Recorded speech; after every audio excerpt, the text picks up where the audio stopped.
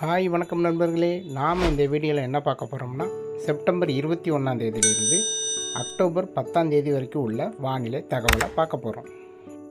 முதல்ல செப்டம்பர் 21ஆம் தேதியிலிருந்து செப்டம்பர் 27ஆம் தேதி வரைக்கும் தமிழ்நாட்டில் பகல் நேரங்களில் அதிகமான வெப்பநிலை இருக்கும். மாலை அல்லது இரவு அல்லது அதிகாலை நேரங்களில் தமிழ்நாட்டின் சில பகுதிகளில் மழை பெய்யும் மற்றும் வட மாவட்டங்களில் மழை பெய்யும்.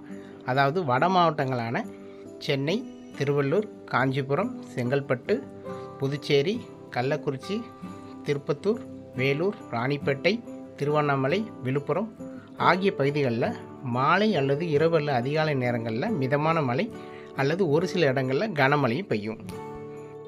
செப்டம்பர் 21லேருந்து 27 வரைக்கும் பகல் நேரங்களில் பெரும்பாலான இடங்களில் 100 டிகிரி முதல் 104 டிகிரி ஃபாரன்ஹீட் வெப்பநிலை பதிவாகும்.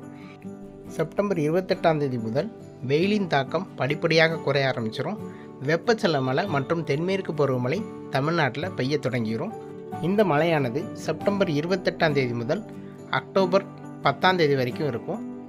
இப்போ பெய்யக்கூடிய வெப்பச்சலன மழையானது எல்லா இடங்கள்லையும் ஒரே நேரங்களில் பெய்யாது. சில இடங்களில் மிதமான மழை பெய்யும், சில இடங்களில் கனமழை பெய்யும், சில இடங்களில் மழை பெய்யாமலேயும் போகும். ஆனால் செப்டம்பர் 28ஆம் தேதியிலேருந்து தமிழ்நாட்டில் பெரும்பாலான இடங்களில் நம்ம வெப்பச்சலன மழை மற்றும் தென்மேற்கு பருவமழை எதிர்பார்க்கலாம்.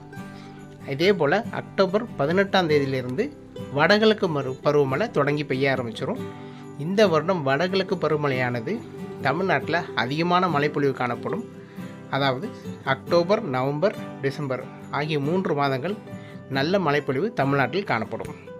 வடகிழக்கு பருவமழை பொறுத்த வரைக்கும் அக்டோபர் 18ஆம் தேதியிலிருந்து டிசம்பர் 15ஆம் தேதி வரைக்கும் வட மாவட்டங்கள் மற்றும் மத்திய மாவட்டங்களில் நல்ல மழை காணப்படும். அதன் பிறகு டிசம்பர் 15லிருந்து ஜனவரி 10ஆம் தேதி வரைக்கும் தென் மாவட்டங்களில் அதிகமான மழைப்பொழிவு காணப்படும்.